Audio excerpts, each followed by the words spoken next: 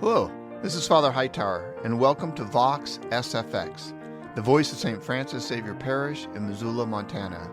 We are so pleased that you have joined us. Your participation enriches our entire community. We hope that our show serves as a point of light, helping to deepen our understanding and experience of the Catholic faith in history.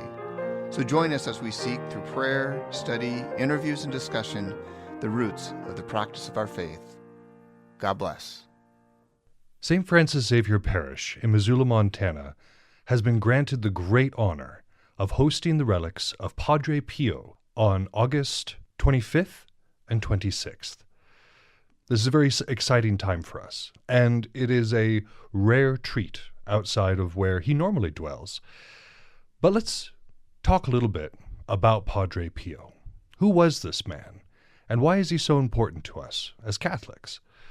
Father Conroy and I are going to go into that in more detail in our episode, but first I want to give you just some basic facts about this amazing man. He was born on the 25th of May, 1887, and he lived until the 23rd of September, 1968. The 23rd of September is also his feast day. Born Francesco Forgione, he was a part of a very devout family early on. They attended daily Mass, did a nightly rosary, and abstained from meat 3 days per week. From an early age, he could be described as rather sickly, and he had some pretty serious illnesses as he went throughout his life. Some examples of this were when he was 6, he had gastroenteritis, which is a not pleasant thing to experience. At 10, he experienced typhoid fever, which can very easily be lethal and leaves lasting damage on our bodies if we are to get it. And at 17, he started to complain of loss of appetite, insomnia, exhaustion, fainting spells, and migraines. Many of these issues would follow him for the rest of his life.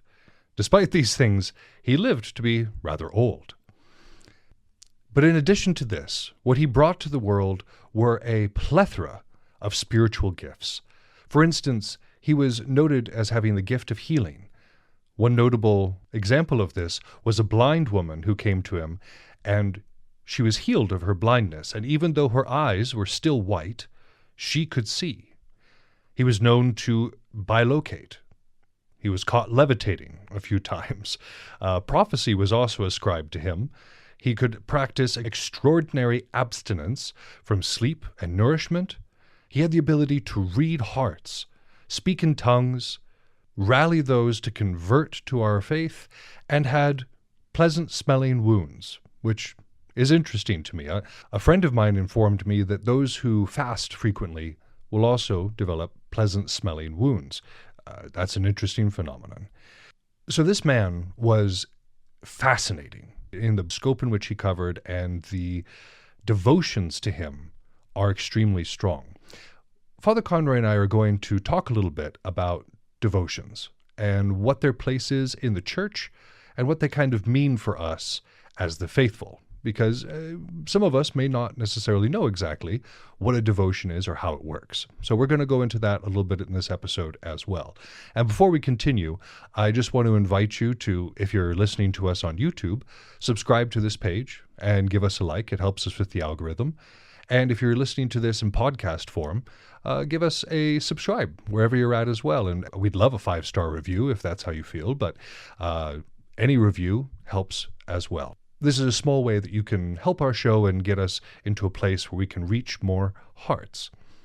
For those of you who would like to attend and be in the presence of these relics, like I said before, they will be here on August 25th and August 26th. On the 25th, there will be veneration from 11 in the morning till 7 in the evening. And on the 26th, there will be veneration from 11 in the morning till 8 in the evening. But at 6 o'clock, there will be a Mass with Bishop Fleming from the Diocese of Great Falls and Billings. The other wonderful thing about this Mass, and I urge you to attend if you are in this area and interested, is that we will have a real treat.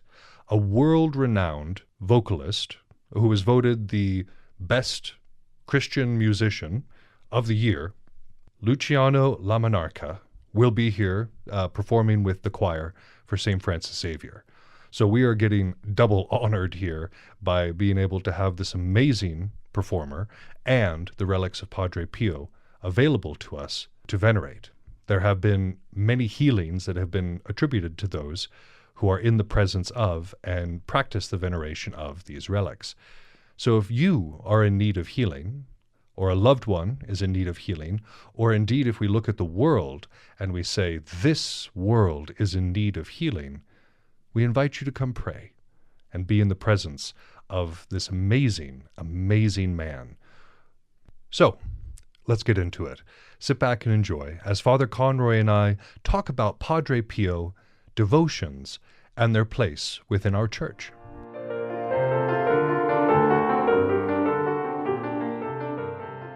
If you've been listening to God for a while and feel He may be calling you to a deeper relationship, you're not alone. On a daily basis and across the world, Jesus is inviting people just like you to follow Him. So where does one begin? Many people are finding answers and a profound sense of belonging in the Catholic Church.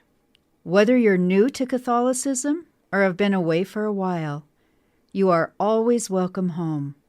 Begin renewing your relationship with God by attending Mass and learning more about the Catholic faith. We encourage you to accept Christ's invitation and begin your faith journey today at St. Francis Xavier Parish or your local Catholic church.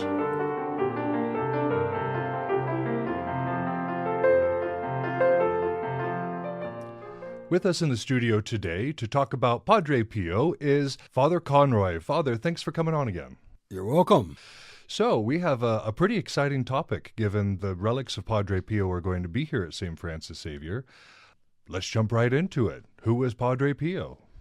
Well, Padre Pio was an Italian Franciscan Capuchin monk. His monastery was near the little town of Pietrelcina. If you look on the boot of Italy, you'll notice there is a spur on the hill, and that peninsula there is where Padre Pio spent many decades until he died in 1968. Now that's right there next to the Aegean Sea, right? That's right. It's facing east. How did he come to be at that monastery? One wonders when one hears the stories, but it's reputed that by the time he was 5, he knew that he wanted to be a priest. Maybe that's what happened in the 1880s. In his early teens, his father took him to visit this very monastery, possibly joining the Franciscans, and they were told that he needed more education.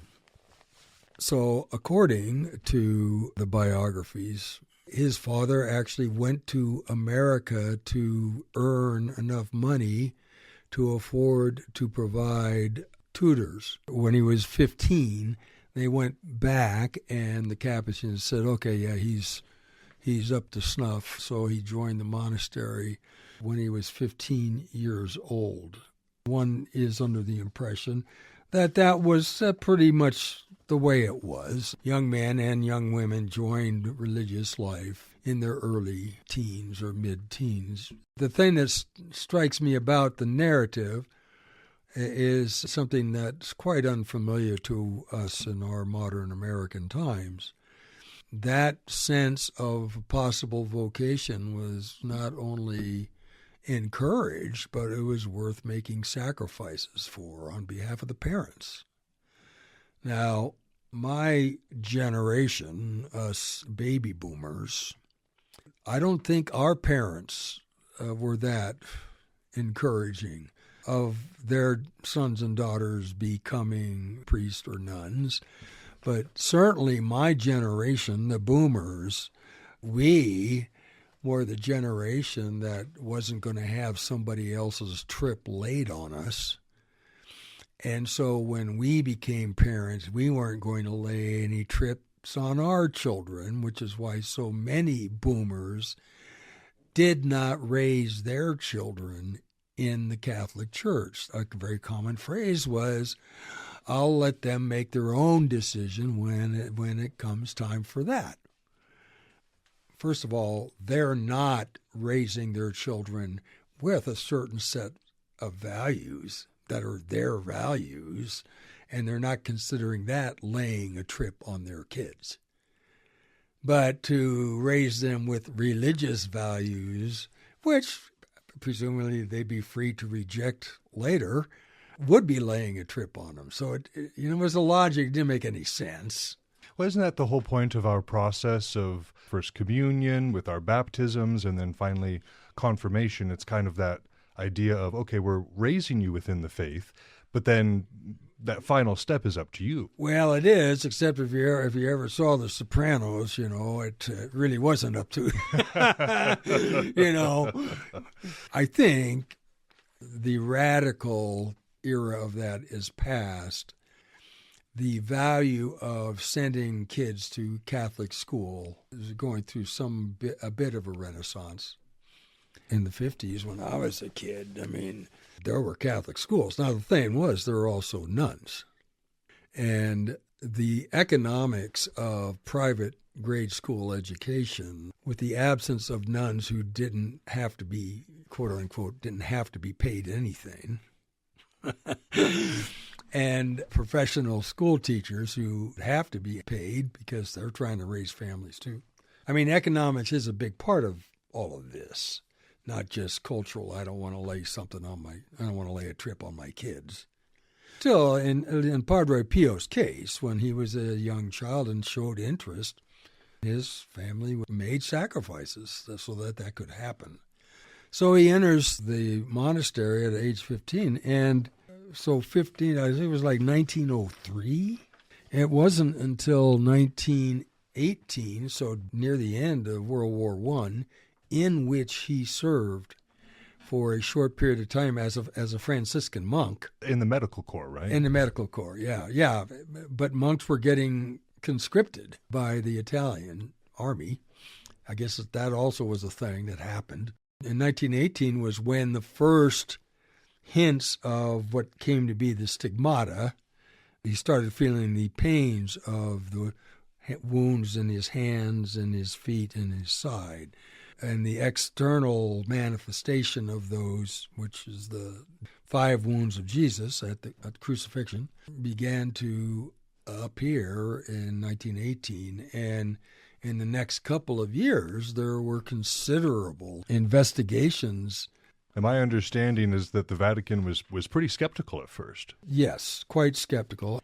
This is also kind of a thing that seems very peculiar to us today, especially with medical science being where it is. The fascination of miracles or visions or such things seems all the more awkward today. So like the whole Medjugorje phenomenon, as well as Knock in Ireland. These are modern day apparitions which are looked, with stink eye, what's really going on here, which leads into devotions, which I want to say something about. But back then, the emergence in a monk suffering from bad health his whole life, and then he lives to be 80, but suffering bad health his whole life, starts exhibiting the stigmata, which is a very rare thing in Christian history. To our knowledge, he's the most recent stigmatic, right? Yeah. There never have been a lot of them. It's rare. It's not a very common thing. And when I read that he had been a Franciscan for 15 years, I thought, well, what was happening in his prayer life and his community life, being a young monk, that he started to exhibit then? Because I don't know that there was anything about him that stood out. Was his piety or background any significantly exaggerated differently than theirs? Who knows? We Jesuits go through 2 years of novitiate, which is clearly a different choice in life. I went from being a law student, studying in Spokane, Washington. My dad was supporting me, but I was living my life. And then I joined the novitiate, and now there's 25 young men who are told what time to go into bed and when they're getting up and when prayer is and when Mass is and when meals are. And we're taking rudimentary classes in what it is to be a Jesuit, we're basically in rarefied socialization, beginning of religious life. So it's significant.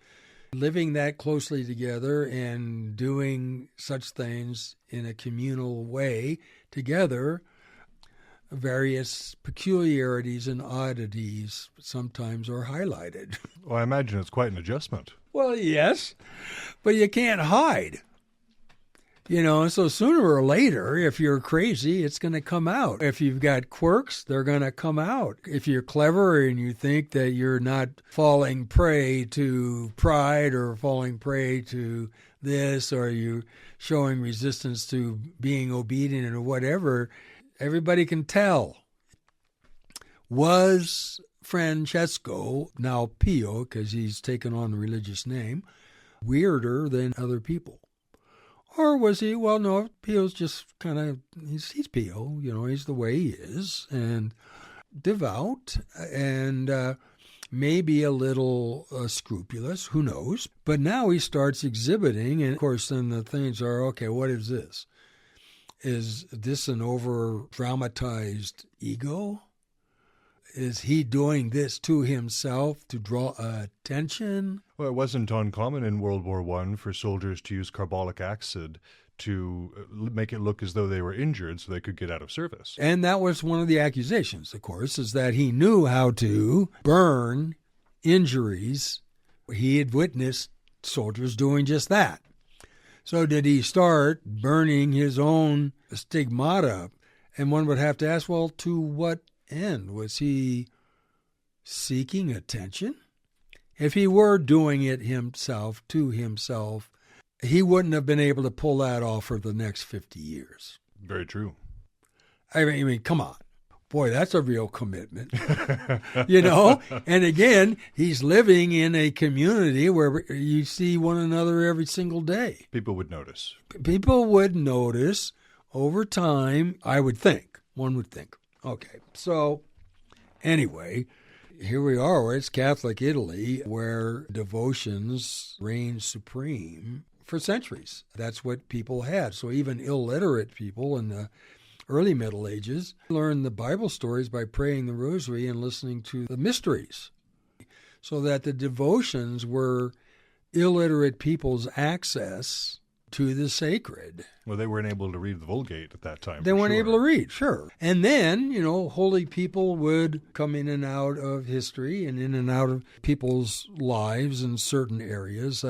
Here in the heel of Italy, there's a holy man with the stigmata at this monastery. Let's go see. And so that was beginning to happen, and the church is concerned about that. What is this? Is this a real deal? Or they want to make sure it's not a charlatan of that's some not sort. A charlatan. What's the agenda here? Is this guy a madman, or is this actually something? And I would say, like most things, there were supporters and detractors. As I mentioned earlier, he goes on to live another, 50 years. It's 1918 to 1968 when he died, with the stigmata. So likely he had the stigmata. Certainly didn't look like a disciplined athlete.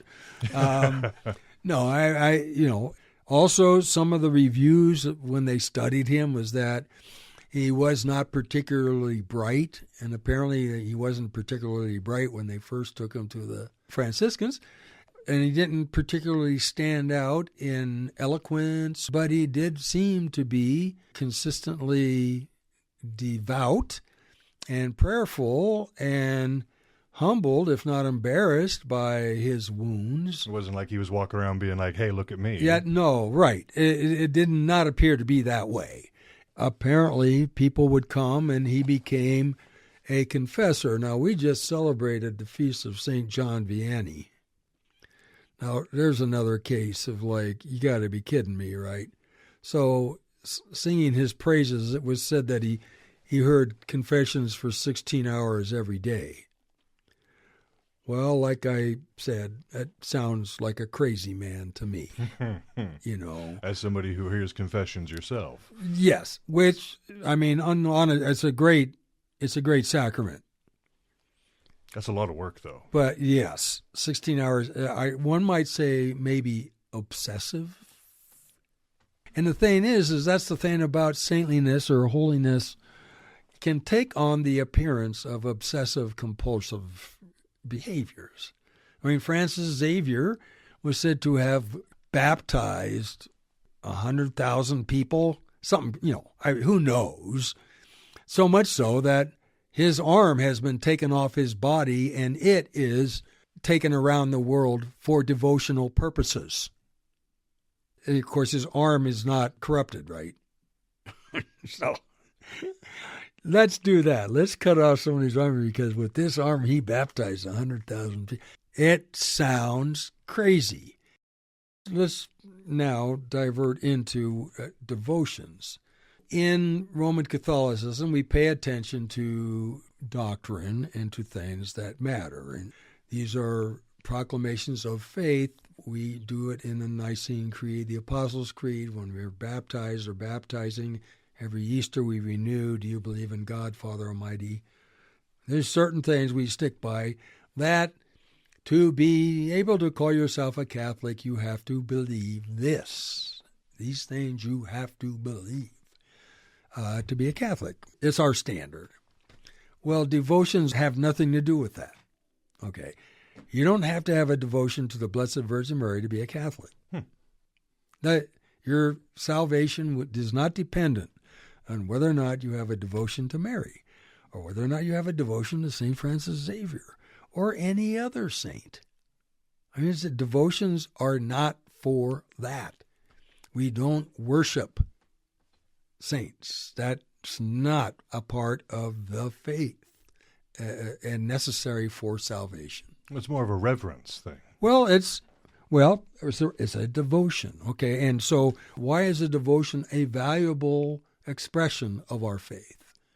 One, devotions aren't liturgical. The Stations of the Cross, I would say, is in the category of devotion. You don't have to go to the Stations of the Cross. We're not required. But you can see why the faithful would do the Stations of the Cross as a remembrance of the Passion of Jesus on Good Friday. Okay, so that is liturgical in that sense, but it's distinct from the liturgies that are central, like the Eucharist or the sacraments. They're encouraged, but they're not required. It's an expression of faith and in hopes that it deepens our relationship with God. Why would we revere or have a devotion to Padre Pio? Because the pattern with which and the manner in which he lived his life is maybe a sign of encouragement to us that the holiness of God is in our midst. And if we're not feeling that in ourselves, it might be comforting to know, yeah, but we're covered. Well, it provides a source of inspiration, too. That too. Mother Teresa is lots of inspiration. Should we all go out and be Mother Teresa? No, because each person has their own vocation and their own calling. It's not emulation. It's devotion, a recognition that there's something holy here, worth drawing attention to. But we cannot stress it enough, not worshiping. Well, and you're right. It should never replace the ordinary. A pilgrimage to Medjugorje, to people with that devotion to Mary, that has extreme religious significance to them. But it should never replace the regularity with which they should be going to Mass. Right. It's not a replacement by any means. Okay, so that being in mind what a devotion is, then why would it be a big deal to have relics of the recently sainted in 2002? So pretty recent. Yeah, no, he is a saint of our time. And the thing about Pio is 5 decades of people pilgrimaging to see him and to confess. Part of what the church is concerned about, and anybody would be concerned about, well, people are saying this about him and this about them, and are these just fantastic stories, or is there anything to this? Stories that he could bilocate, that he would have memories of conversations or meetings with people that he couldn't tell were different places, but had to have been different places. That he could read souls, so people who would come to confession, he could tell them what they'd been doing and where they were failing and what they needed to do. He had the stigmata, and a lot of people attributed to him healings. Okay, so all that stuff had to be investigated too. His mysticism as well, his battles with demons that he described. What does it mean that he was struggling with demons? Now, maybe he was. But somebody looking at it might think the man's out of his mind. Well, there's been many fools for Christ, right? Well, yeah, right. So you can kind of understand, I hope you can understand, why the church has got to be real careful with that kind of stuff. What with all the people that were coming to see him and everything, Pietrelcina is not the end of the world, but you can see it from there. It's nowhere, and it's got this huge hospital that brings healing. So the healing thing was a big thing for Pio. I mean, he was sickly, and he lived till his 80s, That's pretty impressive. Well, yeah, for sickly people. What are the fruits, if you will, of the life of somebody over time? People come to him and testify to healing that has come. People went and were reconciled to God, were freed of their sins. I mean, one would hope that would happen every time in confession. And that every priest, no matter a good priest or bad priest, who was hearing confessions, that would happen every single time. But in his case, pretty dramatic. Well, over decades, that kind of testimony is like, good chance this guy was different. The real deal. Was the real deal, and not a crazy case.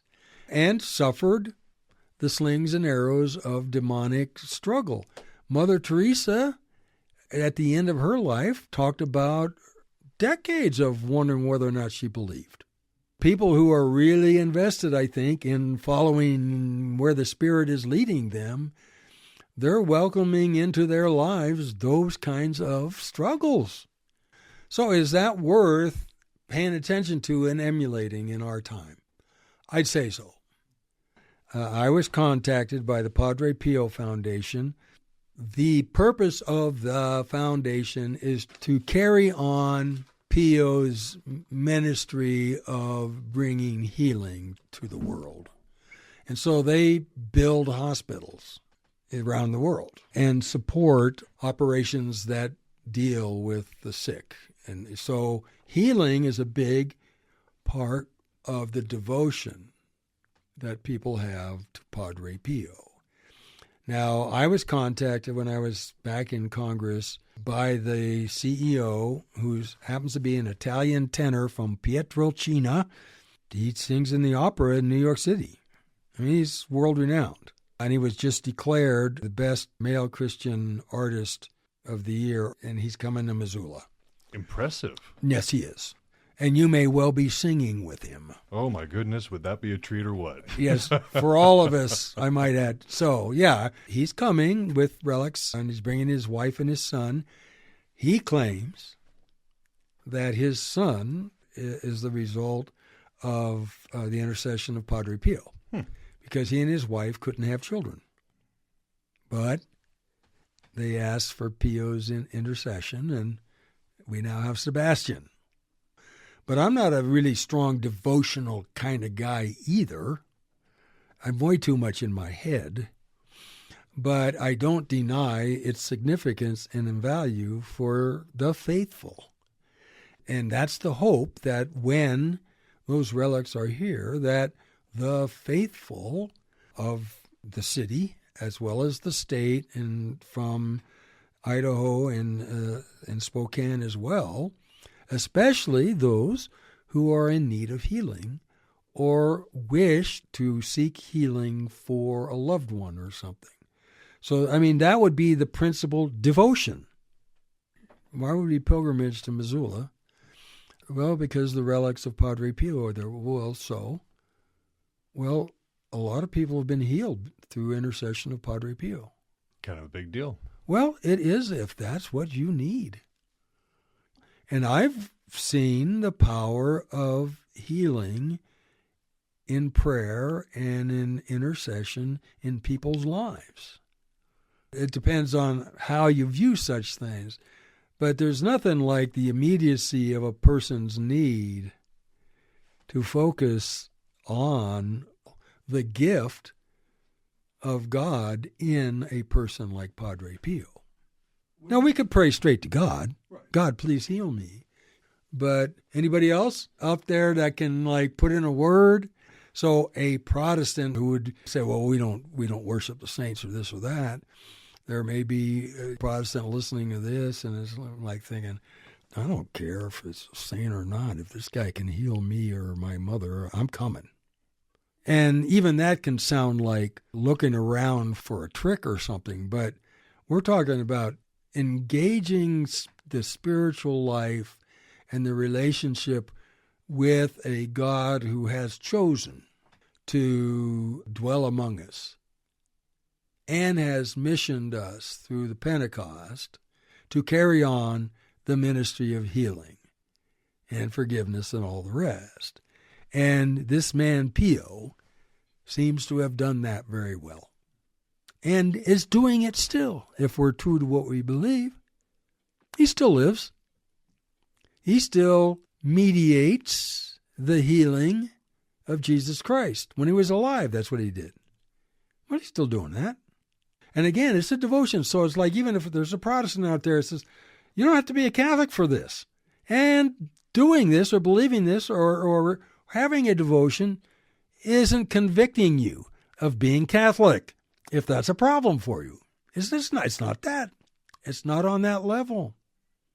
It's about being free and turning to God for what we need and asking it. And if it's, Lord, I believe, but help my unbelief. We are coming to the end of our time here, but I do want to touch real quick on the idea of these relics. Which relics of Padre Pio's are going to be here? This I do not have the answer to. Luciano is currently in Italy. He told me he would be sending me a picture or something. Common relics that have been taken other places.